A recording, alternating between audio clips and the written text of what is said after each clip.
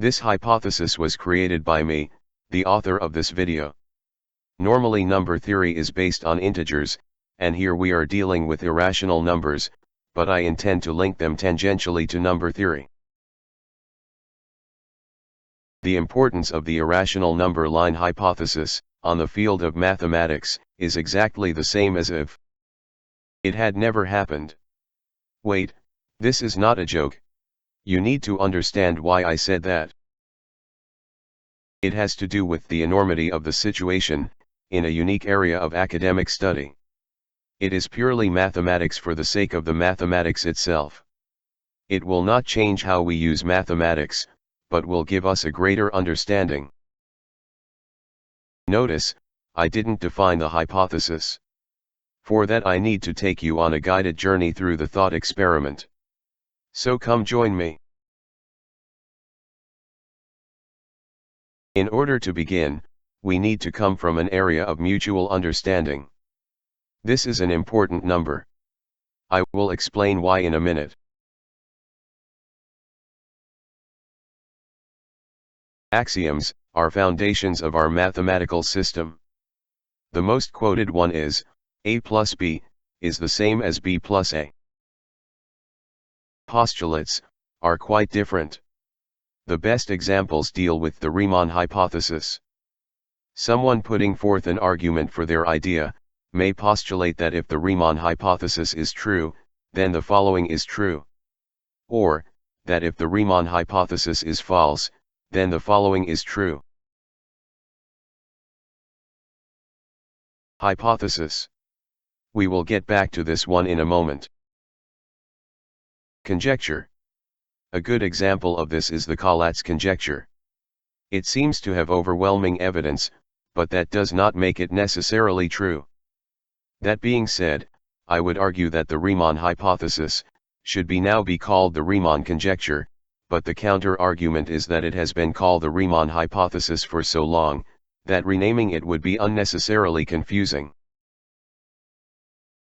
Now a hypothesis on the other hand, may have little, or no, supporting evidence. The key here is that it is an unsupported idea. That the argument put forth may not be accepted by the majority of the mathematical community. Or, that members of the mathematical community are unwilling to support it until compelling evidence is found. Not necessarily overwhelming, but compelling. Theories on the other hand, tend to have accepted rigorous mathematical proofs. The crux of this hypothesis is down to this definition.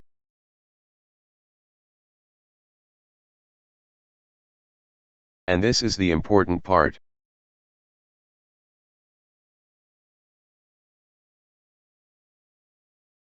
Sins are easily recognizable by their pattern of unrepeatable patterns.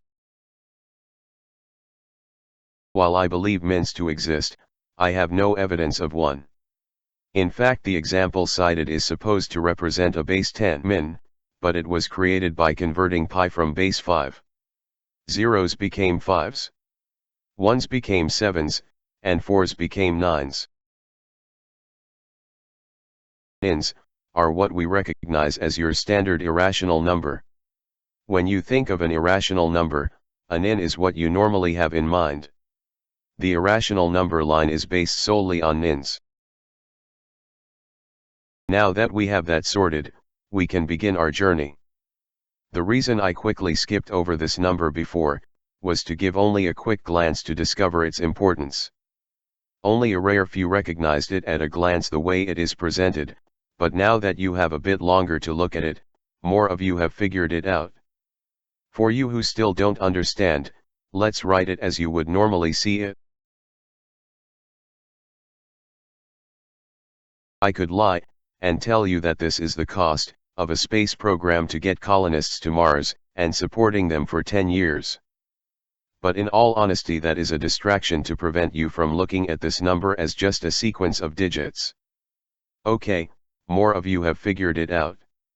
For the rest, let's remove all the distractions. Now, most of you have figured it out. For the few of you remaining that still do not know what is going on, this test was built with you in mind. You represent the majority of the public that do not have a strong mathematical background. Here is why this number is important. Now for all of you that are proud of yourselves for recognizing pi, and patting yourself on the back for a job well done, I think recognizing pi is low-hanging fruit. Try this instead.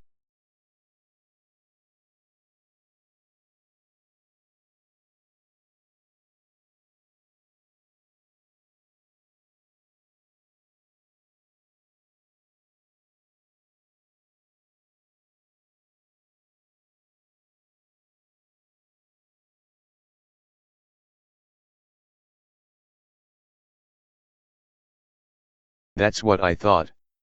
While only a rare few figured it out, the rest of you will lie to your friends, and claim that, of course I figured it out right away. Here is the thing, I gave a known sequence, and asked you to identify it. However, what if I instead have you identified a recognizable sequence that you have to find within a set of randomly sequenced numbers? Let's test that. Here is a set of randomly sequenced numbers. Can you find the first 10 decimals for the square root of 2? A 20-second time limit starts now.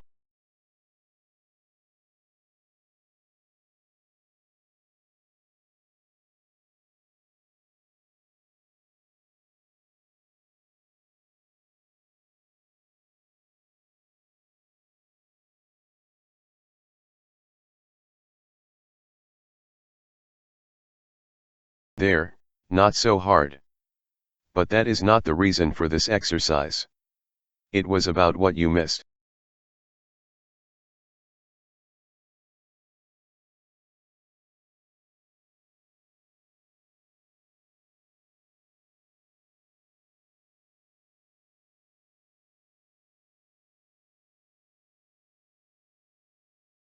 Let's not forget your new favorite.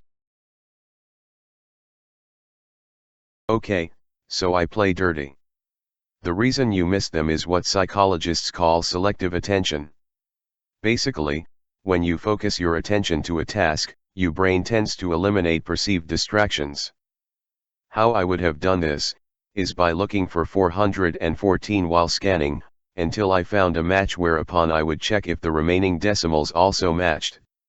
By focusing on 414, I block out any other sequence of numbers as a distraction. Now envision how to program a computer to do this same task. The online encyclopedia of integer sequences has accepted the digits of pi as an integer sequence. The OEIS is an acknowledged and highly respected resource by mathematicians worldwide. The acceptance of the digits of an irrational number as an integer sequence is a way we can tangentially link them to number theory. Pi is a number linked to geometry, whereas E is linked to the rate of growth. Two polar opposite fields of mathematics.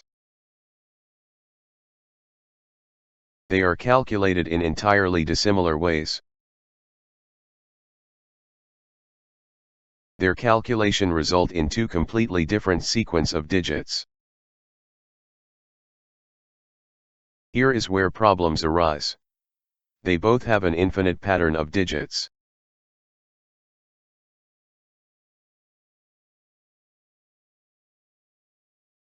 Infinite. If we take the word literally, then they have an endless pattern of digits. If they were finite, the question would never come up. What question? Are there endless patterns of integers exclusive to only themselves? Are they truly unique?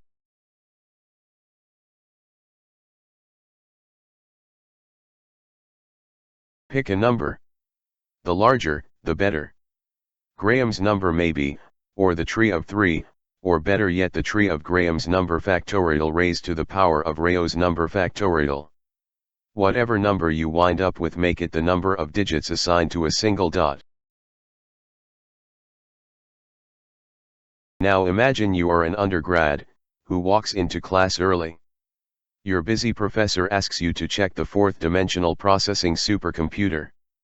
You happily agree, as this will give you access to the latest greatest supercomputer.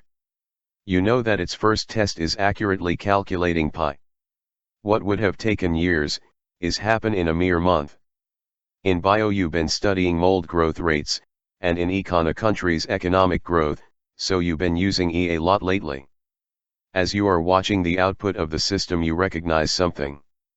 Having a hunch you bookmark the location, and go to verify your finding. It turns out you are right. Pi is correctly outputting the decimals of E. So, you dutifully report your discovery to your professor, for which he will take full credit. The decimals of E are just a pattern of integers. To generate this pattern with pi you must generate everything that came before it. But, there is a shortcut to this pattern, which can be done by using a formula that will only calculate the digits of E. Let's say, that you do not think this could ever happen. That both pi and E, despite being infinitely long, are individually distinct, and therefore one could not encapsulate the other. That argument might hold true if there were only two infinitely long patterns.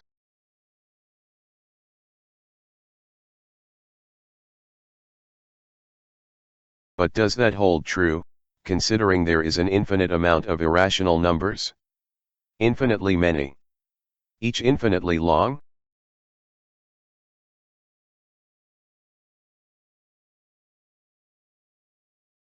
It is hard to defend that they are all individually distinct. You could try by stating that sets are all individually distinct. That cube roots are distinctive from square roots.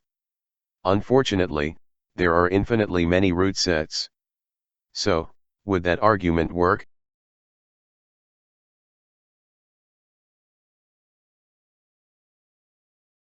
If you are starting to agree with me, there is one way to make this work.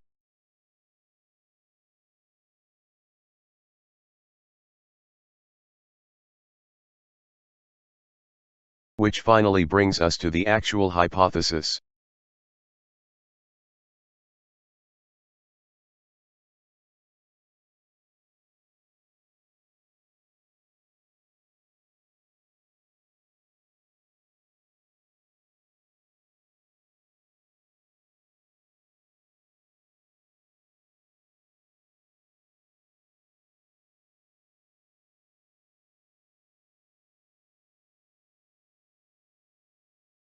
But, ask yourself, what would that look like? The standard number line has 0 as its origin point.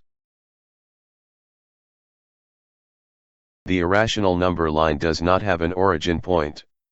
While we know more about pi than any other irrational number, we may never find it paired with any other number.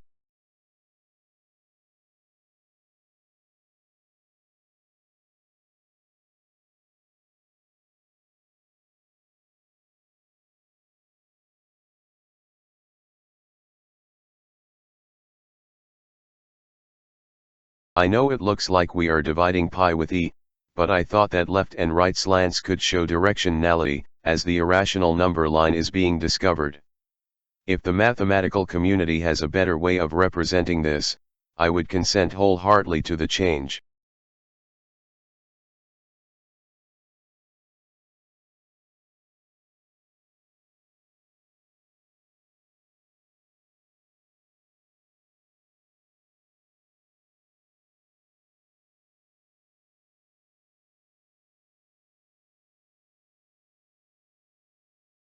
My reason was, that if this hypothesis is ever proven, it would start by finding pairs, followed by interlinking pairs or triplets. So, the discoveries would be disjointed, but over time have sets making groups, groups making clusters, and finally a start to a working number line.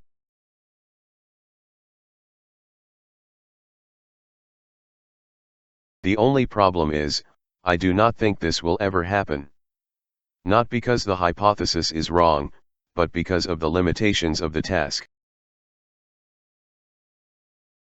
I do think it is an impossible task, that can only be completed through sheer dumb luck, but if you do not look you will not find. Given the enormity of the task, should we even use resources looking at this? Can we justify looking at this?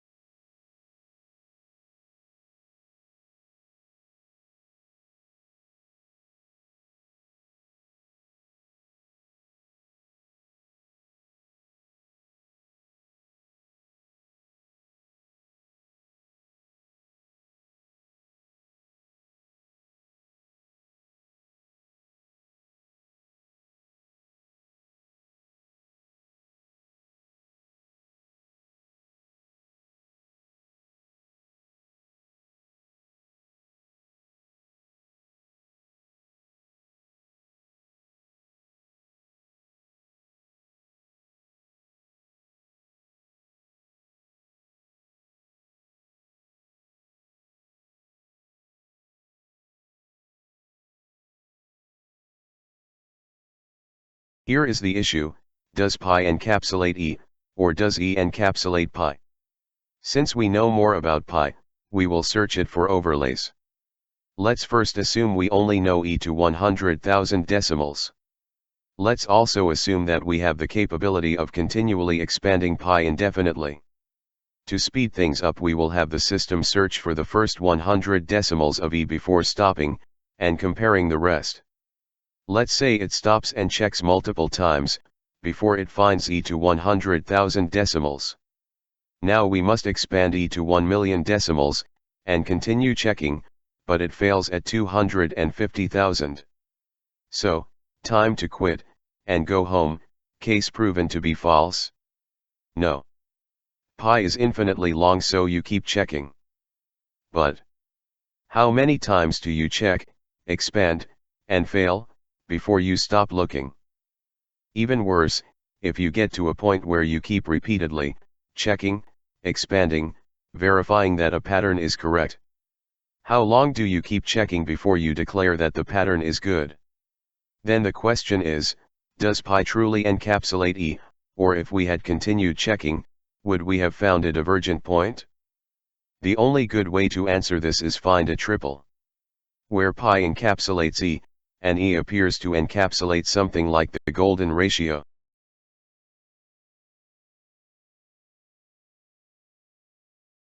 Up until now, I've been avoiding the topic of the digits that precede the decimal point.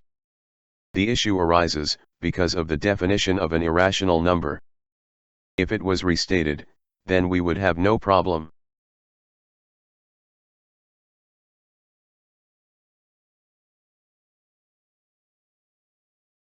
But that was not how it was stated. I trust that those that came before me are probably much wiser, and much more knowledgeable than I am, and wrote it that way for a purpose.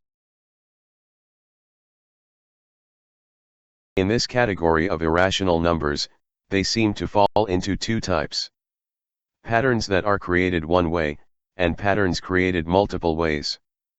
These patterns seem to be created one way. We can say this as there is no proven overlap as of yet. The question that keeps popping up is, can't we just move the decimal point? There is some support for this, with the type that create patterns multiple ways.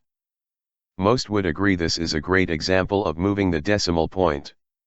It could be debated that it is not an example of a type that creates multiple patterns. This is just the difference of multiples by 100. And is it assumed that we just ignore the leading zeros? I believe we have to. But this exemption would only apply to multiples. While I disagree with the idea that this is not an example of multiple patterns, I can understand that point of view. So, let's use a better example. To save space, we are not going to write out the digits of the square root of 2. This will make more sense in a minute. You can create the root table by assigning the natural numbers to the rows, and assigning the roots to the columns. When a new pattern is found in the root table, it will always be duplicated elsewhere in the table. For example, please note that this fact applies to all roots.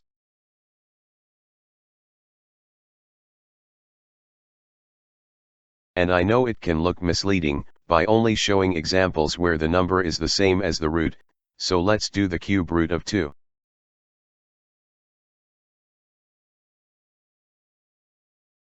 Not only can we do that, but we can also do the square root of 3.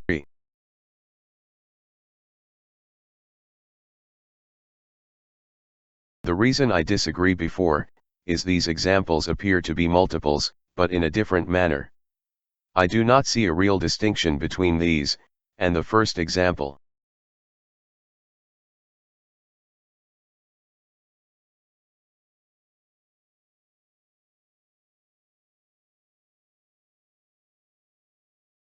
I hope I convinced you in believing in the existence of an irrational number line. If not, I hope you found this at least to be an interesting thought experiment. For this project, I didn't know how to publish a paper, and did not want to use the unscrupulous pay-to-publish websites. So, I sent out an unpublished paper which, as you can guess, was promptly ignored. As a side note, I later learned that if you go to the UCLA website, and look up Professor Terence Tao, his page will inform you on how to properly publish a paper. See the link for journal submissions. Mind you, he probably was forced to do this out of necessity, as I am sure he receives endless requests from people to read their unpublished works.